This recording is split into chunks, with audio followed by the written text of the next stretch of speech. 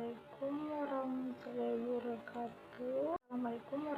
wabarakatuh. Salam sejahtera untuk kita sekalian. Perkenalkan, nama saya Febrianti Susan Mata. Saya mahasiswa farmasi Universitas Megariski Makassar. Di sini saya akan membahas tentang kimia klinik. Kimia klinik itu tersendiri adalah aspek kimia di dalam kehidupan manusia, baik keadaan sehat maupun sakit.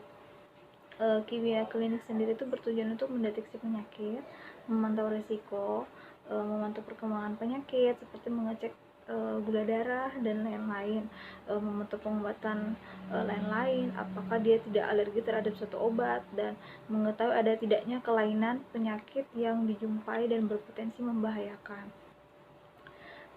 Terus dalam kimia klinik sendiri itu di dalamnya itu mencakup darah, terus ada urinaria, cairan lambung, feses, sperma, serum plasma, dan lain-lain.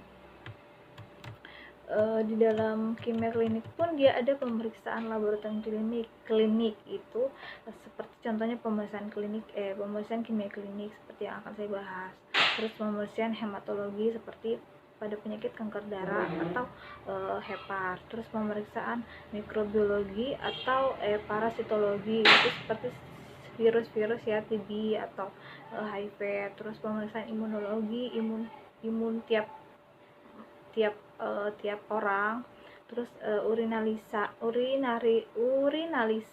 atau itu contohnya seperti diabetes. Dalam kimia klinik itu dia mempunyai 3 tahap. Yang pertama itu Prenalitik itu dimana itu di dalamnya itu ada tahap pertama, itu tahap pengisian formulir, dimana dia mengisi nama, alamat, nomor HP, keluhan pasien, dan lain-lain. Yang kedua itu pengambilan sampel. Pengambilan sampel tersebut juga itu berbeda-beda tiap sampel. Pada contohnya spesimen darah beda caranya, spesimen urin beda, spesimen sperma beda, pokoknya tiap spesimen itu berbeda-beda cara pengambilan sampelnya ya. Terus penanganan sampel pun itu berbeda-beda tiap sampel. Terus pemilihan alat dan metodenya pun berbeda-beda, dan pengenanganan awal sampel termasuk pengawetan dan transportasi.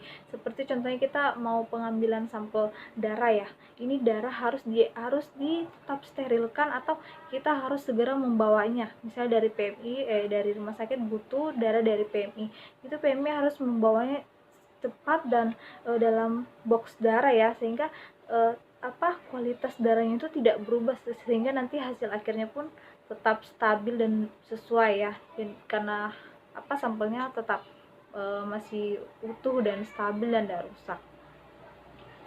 Terus yang kedua itu tahapnya itu analitik, yaitu tahap pengujian sampel, dimana sampelnya itu sudah melewati semuanya dan diujilah sampel itu. Setelah diuji, akhirnya masuklah tahap post analitik atau tahap akhir atau berupa hasil pemeriksaan. Di sini sangat banyak ya yang bisa saya bahas, tapi mungkin saya akan bahas sedikit tentang lebih detail itu ke spesimen sperma ya.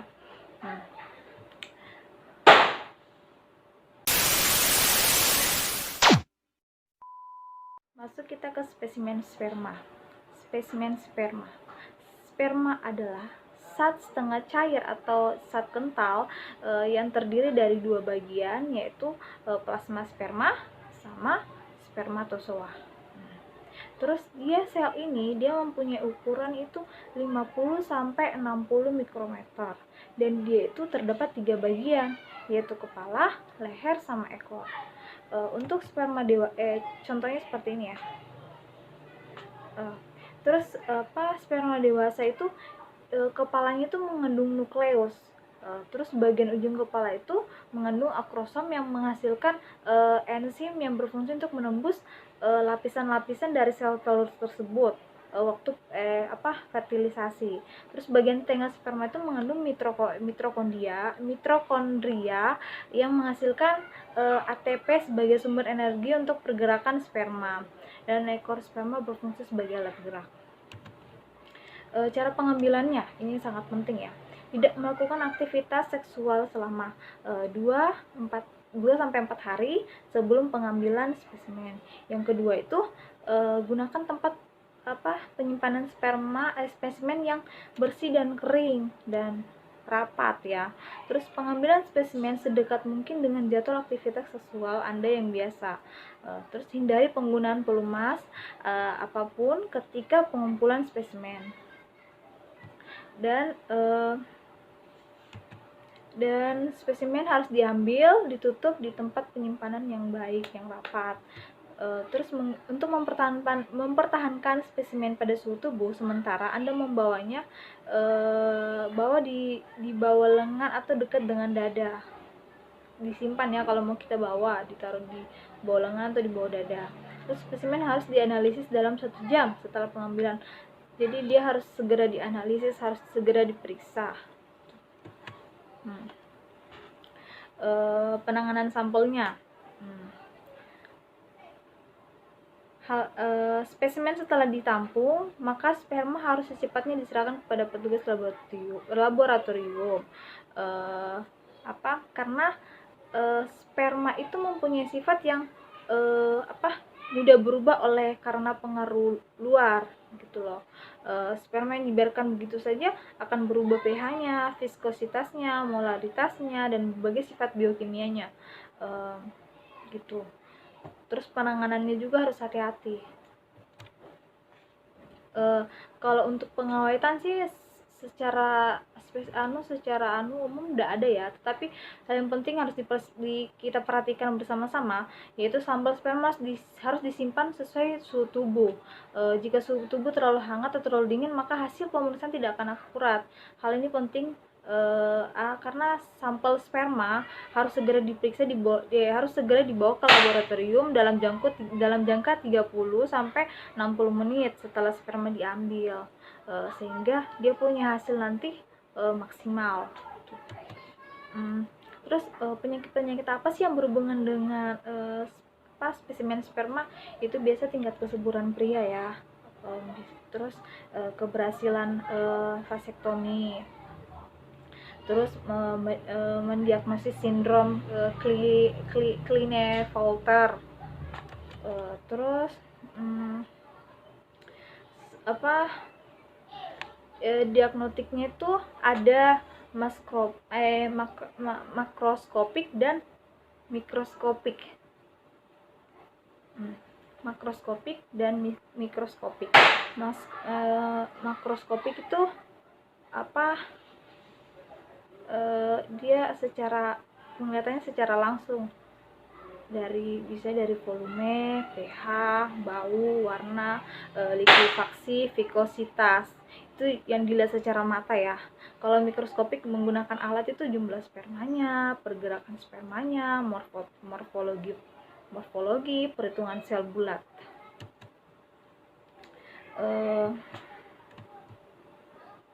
Faktor-faktor biasa pencetusnya itu seperti stres, paparan zat kimia, paparan logam berat, radiasi, radikal bebas, infeksi. Keluhan yang biasa dialami itu volume sperma itu yang sedikit dan encer, dan menjalani program kehamilan selama 12 bulan namun tidak mendapatkan hasil. Nah, ini yang penting ya, nilai normal sperma. Normal sperma itu 20 juta hingga lebih dari 200 juta per mililiter. Bentuk spermanya itu kurang lebih 50% sperma memiliki bentuk normal. Pergerakan sperma itu kurang 50% sperma bergerak secara normal 1 jam setelah ejakulasi, dan skala pergerakan sperma itu 3 sampai 4. Tingkat keasaman untuk pH-nya itu 7,2 sampai 7,8. Kalau volumenya itu 1,5 sampai 5 mili. Dan warna sperma itu dia putih hingga abu-abu. Gitu ya.